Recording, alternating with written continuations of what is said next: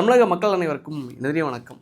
ஒரு முக்கியமான ஒரு விஷயம் என்னென்னா, ஃபஸ்ட்டு நம்ம இதை பார்த்துட்டு அதுக்கு அடுத்தது சுவாரஸ்யத்துக்குள்ளே போயிடலாம். அதாவது இன்றைக்கி நம்ம தமிழ் தேசியத்துக்கே தந்தையான கலியபெருமாள் அவருடைய நினைவு நாள்.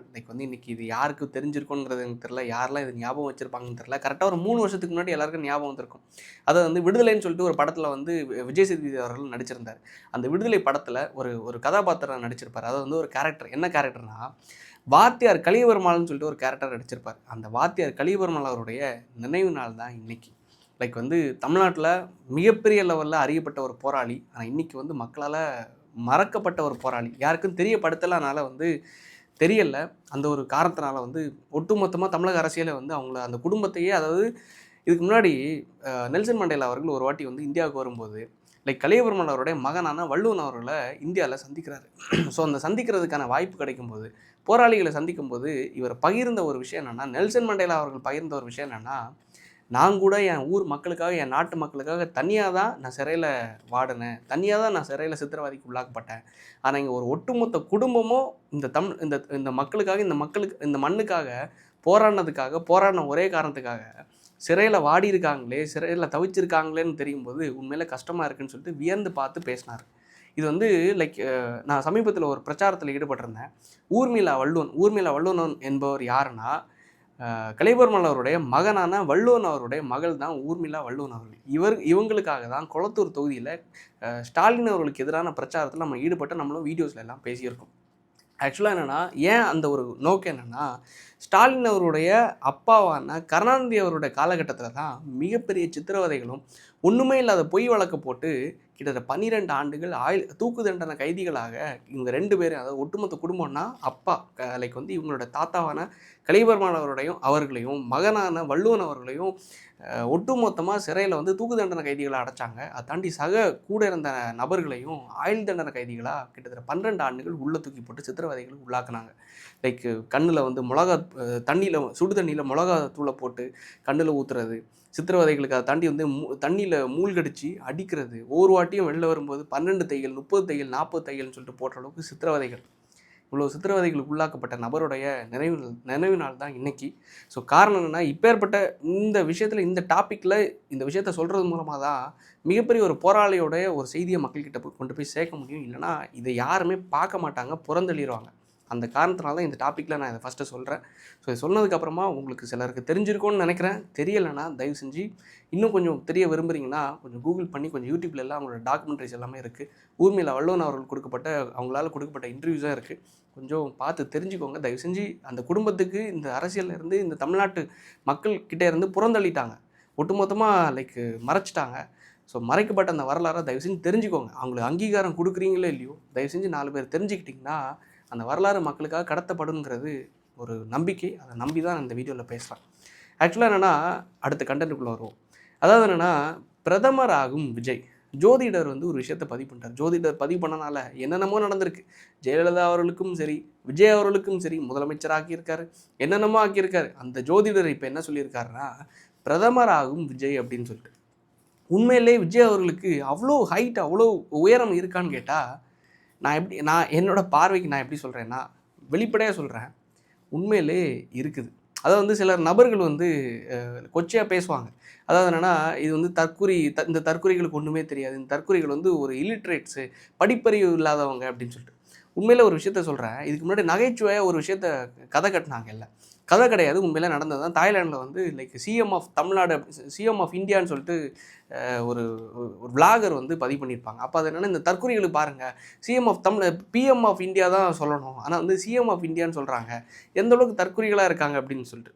ஆனால் இது ஒட்டுமொத்தமாக நெஜம் ஆகிற மாதிரி சிஎம் இல்லை, பிஎம் ஆஃப் இந்தியான்னு ஆகிற அளவுக்கு இப்போ ஒரு பேச்சுவார்த்தை ஆகிடுச்சு. இந்த பேச்சுவார்த்தை கரெக்டாக தொடங்கும்போது இன்றைக்கி காலையில் நான் ஒரு ரீல்ஸ் பார்க்குறேன். ஆக்சுவலாக நான் கன்னியாகுமரியை சார்ந்த ஒரு நபருங்கிற காரணத்தினால பக்கத்து மாநிலமான கேரளாவிலேருந்து அதோட தாக்கம்ங்கிறது மிகப்பெரிய லெவலில் இருக்குது. எங்களுக்கு கிட்டத்தட்ட பக்கத்து ஒரு சிட்டினா திருவனந்தபுரம் தான். கிட்டத்தட்ட ஒரு 30-40 நிமிஷத்தில் திருவனந்தபுரம் போயிடலாம். அது அந்த மாநிலத்துக்கான சிட்டிக்குள்ளே போயிடலாம். இங்கே எப்படி சென்னை இருக்கோ அது மாதிரி அங்கே போயிடலாம். என்ன பர்ச்சேஸ்னாலும் சரி, என்ன விஷயம்னாலும் அந்த மக்கள் நியர்பை சிட்டியாக போகக்கூடியதே, வேலை பார்க்குறதுக்கும் தொழில் பண்ணுறதுக்கும் போகக்கூடிய ஒரு நகரம்னா கேரளா, திருவனந்தபுரம். ஸோ அந்த மாநிலத்தை சார்ந்த மிகப்பெரிய ஒரு இன்ஃப்ளூயன்சர், ஜோஜி தம்பின்னு சொல்லிட்டு அவர் வந்து இன்றைக்கி காலைல ஒரு வீடியோ போடுறாரு. இது வரைக்கும் நான் அப்படி பார்த்ததே கிடையாது. இன்றைக்கி காலைல ஒரு வீடியோ போடுறாரு. அந்த வீடியோவில் அவரோட காரில் ஏற்கனவே கொடி கிடையாது. அந்த காரில் டிவிகேயோட கொடியை தூக்கி மாட்டுறாரு.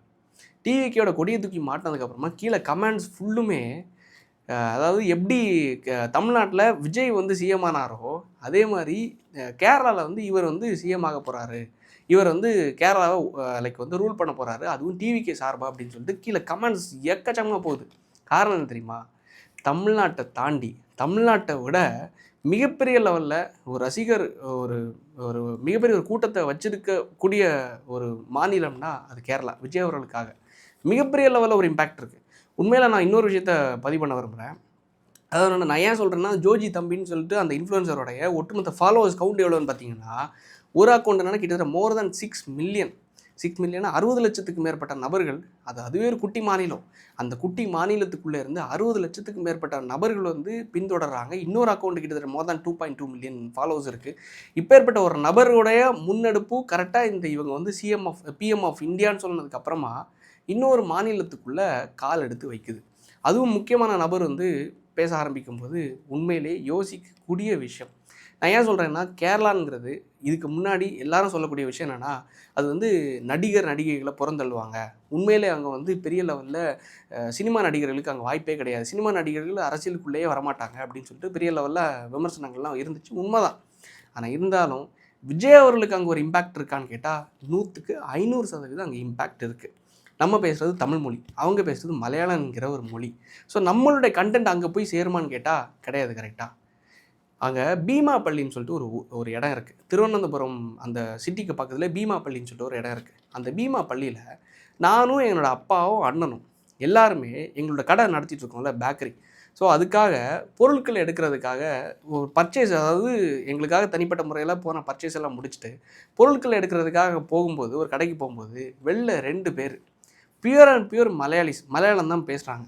2 பேர் ஏன்னா நம்மளை குறுகுறுன்னு பார்க்குறாங்க. ஒருவேளை நம்ம வந்து நம்ம நண்பர் ஒருத்தர் வீட்டுக்கு இப்போ வந்து பிரச்சனை பண்ணிட்டு போனாரே, அந்த நண்பரோட ஆட்களாக இருக்குமோ, வேறு யாராவது இருப்பாங்களோ அப்படின்னு சொல்லிட்டு நான் பார்க்கும்போது கடைசியில் பக்கத்தில் வந்துட்டு ப்ரோ சேட்டா நீங்கள் தானே வந்து இந்த அவங்க மலையாளத்தில் தான் பேசுகிறாங்க. எனக்கு பெரிய அளவில் அது மலையாளம் தெரியாது. பட் ஆனால் அவங்க சொன்ன விஷயத்த நான் சொல்கிறேன். அதாவது வந்து எனக்கும் அது கொஞ்சம் கொஞ்சமாக தெரியும். அப்போ அவங்க சொன்ன விஷயத்துக்கான பொருள் என்னென்னா, நீங்கள் தானே இப்போது சமீபத்தில் இந்த விஜய் இஷ்யூவில் வந்து ட்ரெண்ட் ஆனீங்க. அதாவது வந்து இந்த ஒரு ஒரு அந்த உங்கள் வீட்டில் தானே பிரச்சனை ஆச்சு, உங்கள் ஸ்தலத்தில் தானே இந்த இஷ்யூ ஆச்சு அப்படின்னு சொல்லிட்டு கேட்கும்போது அவங்களுக்கு என்ன எக்ஸாக்டான இஷ்யூ என்ன பிரச்சனைங்கிறது தெரில. ஆனால் அந்த விஜய்ங்கிற ஒரு விஷயத்தினால ஒட்டுமொத்த கண்டென்ட்டும் ட்ரெண்ட் ஆகுதுல்ல. அந்த என் வீட்டில் நடந்த இன்சிடெண்ட்டுக்கும் விஜய் அவர்களுக்கும் சம்மந்தமே கிடையாது. அது ஒட்டுமொத்தமாக நாம் தமிழர் கட்சி வெர்சஸ் நான் முன் வச்ச ஒரு குற்றச்சாட்டுங்கிற ஒரு காரணத்தில் நடந்த விஷயம். ஆனால் எங்கே போய் சேர்ந்துருக்குன்னு பாருங்களேன். எங்கே போய், அதாவது நம்ம போட்ட வீடியோ வந்து அந்த இன்ஸ்டாகிராம் என்ற பிளாட்ஃபார்மில் மோர் தென் 20 மில்லியன் வியூஸ் போயிருந்துச்சு. இப்போது என் அக்கௌண்ட்டில் இருக்குது. நான் அந்த ஸ்க்ரீன்ஷாட்டை நான் போடுறேன். ஆனால் அது ஏன் விசிபிளாக இல்லைன்னா, எல்லோரும் கேட்குறாங்க அந்த வீடியோவில் நீங்கள் டெலீட் பண்ணிட்டீங்களா? டெலீட் எல்லாம் பண்ணல. இன்ஸ்டாகிராமோட பாலிசிஸ் படி, அதோட டேர்ம்ஸ் அண்ட் கண்டிஷன்ஸ் வச்சுருக்காங்க. அந்த பாலிசிஸ் படி இது கொஞ்சம் வன்முறையான கண்டென்ட்ஸ்லாம், ஏன்னா அடிக்கிறது, லைக் வந்து அருவா தூக்கி காணிக்கிறதெல்லாம் இருக்குல்ல. ஸோ அந்த வன்முறையான கண்டென்ட்ஸ்லாம் இருக்கிறதுனால அது வந்து இன்ஸ்டாகிராம் வந்து ஒட்டுமொத்தம் அந்த கண்டென்ட்டை மட்டும் லைக் வந்து இன்விசிபிளாக பண்ணிட்டாங்க. ஸோ ஆனால் என்னால் பார்க்க முடியும், ஆனால் மக்களால் அதை பார்க்க முடியாத அளவுக்கு பண்ணிட்டாங்க. ஆனால் அந்த ஒரே நாளில் 20 மில்லியன், அதாவது 10 மில்லியன்னா எவ்வளோ?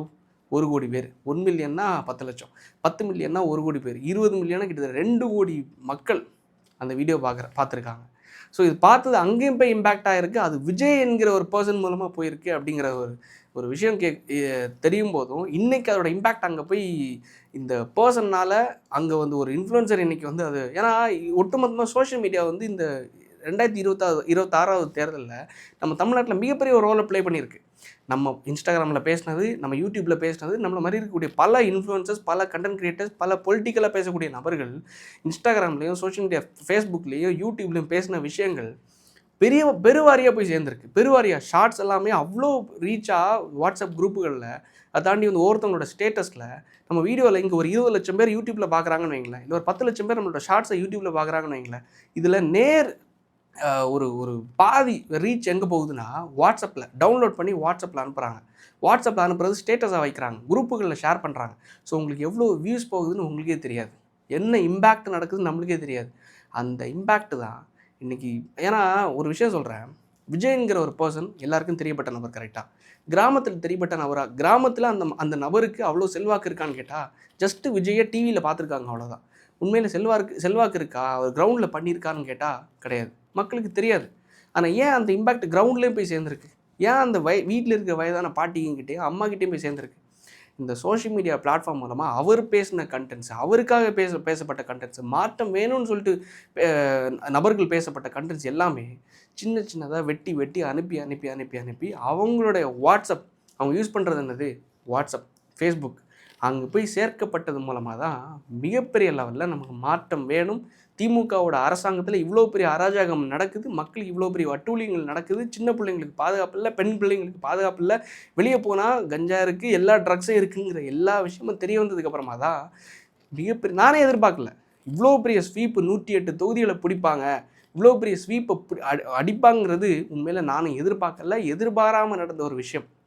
இப்போ ஏற்பட்ட ஒரு நிகழ்வு நடந்திருக்குங்கிறது இட்ஸ் பெரிய ஒரு மிராக்கிள் தான். ஸோ அதனால் இதை தாண்டி ஒவ்வொரு மாநிலங்களையும் இவங்க போகிறதுக்கான வாய்ப்புகள் அதிகம். ஆனால் கேரளாங்கிறது நான் அடித்து சொல்லுவேன், இவ்வளோ பெரிய இம்பேக்ட் அங்கே இருக்கிறனால அடித்து சொல்லுவேன். அதை தாண்டி மிகப்பெரிய லெவலில் மேலே போவாங்களா அப்படின்னு கேட்டால் கூட்டணிகள் மூலமாக சாத்தியங்கள் இருக்கலாம். லைக் நகர்வுகள் கூட்டணிகள் என்கிற ஒரு விஷயம் வரும்போது கண்டிப்பாக அதுக்கான வாய்ப்புகள் அதிகம். காரணம் என்னென்னா, ஏன்னா நம்ம எதுவுமே சொல்ல முடியாது. ஏன் தெரியுமா, நானே நினச்சி பார்க்கல தமிழ்நாட்டில் எவ்வளோ பெரிய ஒரு மாற்றம் வரும் அப்படின்னு சொல்லிட்டு. ஒரு எதிர்கட்சியில் ஒரு 10 சீட்டு பிடிப்பாங்க, இல்லை ஒரு 5 சீட்டு பிடிப்பாங்க, இல்லை ஒரு 15 சீட்டு பிடிப்பாங்கன்னு எதிர்பார்த்தேன். ஆனால் இவ்வளோ பெரிய ஸ்வீப் அடிப்பாங்கிறது நான் எதிர்பார்க்கல. இது இந்திய லெவலில் பிரதிபலிக்கிறதுக்கு இம்பேக்ட் க்ரியேட் ஆகுங்கிறது நான் எப்படிங்கிறது எனக்கு தெரில. ஆனால் கேரளாவில் அது இம்பேக்ட் க்ரியேட் ஆகுமாங்கிறது 100க்கு 500% நான் அடித்து சொல்லுவேன். கண்டிப்பாக இது இம்பேக்டாக க்ரியேட் ஆகும். இன்னொரு மாநிலத்தையும் பிடிச்சிட்டாங்கன்னு வைங்களேன், ஈஸியாக இவங்க இன்னொரு கொலாபோ வச்சு, இன்னொரு கூட்டணி அமைச்சு மேலே பிடிக்கிறதுக்கான வாய்ப்புகள் எங்கே இருக்குது? இடையில ஏன் ஒன்றுமே தெரியாத, ஒன்றுமே ஒரு குவாலிஃபிகேஷனே இல்லாத ஸ்டாலின் அவர்களை பிரதமராக முன்னிறுத்துறோன்னு சொல்லிட்டு கொண்டு வந்தாங்கல்ல. ஸ்டாலின் அவர்கள் அடுத்த பிரதமர் கேண்டிடேட்டு ஸ்டாலின் அவர்கள் தான். லைக் அதுக்கு அடுத்தது மோடி அவர்களுக்கு அடுத்து 2029 தேர்தலில் அவ்வளோ லைக் ஸ்கோப்பெல்லாம் இல்லை, அவரோட டேர்ம் முடிஞ்சிருச்சுன்னு சொன்னாங்கல்ல. இதுக்கு அடுத்து ஸ்டாலின் அவர்கள் தான் வராருன்னு சொல்லிட்டு, ஏன் இவருக்கு அடுத்ததாக இப்போ முதலமைச்சராக வந்திருக்கிற யங்ஸ்டர்ஸுக்கு மிகப்பெரிய லெவலில் பிடிச்ச நபரான, ஏன் அடுத்து கேரளாவுக்கும் அவர் ஆட்சியை பிடிக்கிறதுக்கு தகுதியான நபராக இருக்கக்கூடிய நபர், ஏன் இந்தியாவை ஆள்றதுக்கு தகுதி இல்லாமல் போயிடுமா என்ன? தகுதிங்கிறத விட அந்த இம்பேக்ட் எவ்வளோ பெரிய அளவில் இருக்குங்கிறது நம்ம கற்பனை கூட பண்ணி பார்க்காத அளவில் இருக்குது. நிலவரத்தை சொல்கிறேன். நான் இல்லாமல் ஒரு விஷயத்த சும்மா ஏதோ ஜால்ரா போடுறதுக்கோ, சும்மா ஏதோ விஜய் பற்றி பேசி இதாகிறதுக்கெல்லாம் நான் சொல்லலை. களத்தில் இருக்கக்கூடிய விஷயத்த சொல்கிறேன். உண்மையிலே நான் நினைக்காத விஷயம் நடந்திருக்கு. நம்ம எல்லோரும் எதிர்பாராத ஒரு விஷயந்தான் ரிசல்ட்டாக இன்றைக்கி கிடச்சிருக்கு. கேரளாவில் பிடிக்கிறது மூலமாக அடுத்த ஸ்டேட்டுக்கு இவங்க கூட்டணி வச்சு பிடிக்கிறதுக்கான சான்சஸும் மிக அதிகம். ஸோ ஜோதிடர் சொன்னதும் சரி, என்ன வேணாலும் நடக்கலாம். ஸோ மக்கள் நீங்கள் இதை பற்றி என்ன நினைக்கிறீங்கிறது தயவு செஞ்சு கமெண்ட் பாக்ஸில் பதிவு பண்ணுங்கள். உங்களோட லைக் தாட் என்னங்கிறது, உங்களோட பாயிண்ட் ஆஃப் வியூ பிஓவி என்னங்கிறது கமெண்ட்ஸில் தெளிவுபடுத்துங்க. லைக் அது மூலமாக 4 பேருக்கு இன்னும் தெரியும். பார்ப்போம் மக்கள் எந்த மனப்பான்மையில் இருக்காங்க, என்ன மைண்ட் செட்டில் இருக்காங்க, அடுத்தடுத்து வரக்கூடிய தேர்தலில் அடுத்தடுத்து வரக்கூடிய ஒவ்வொரு நகர்வுகளும் எவ்வாறு இருக்க போகுதுங்கிறது பார்க்கலாம் பொறுத்திருந்து. நன்றி, வணக்கம்.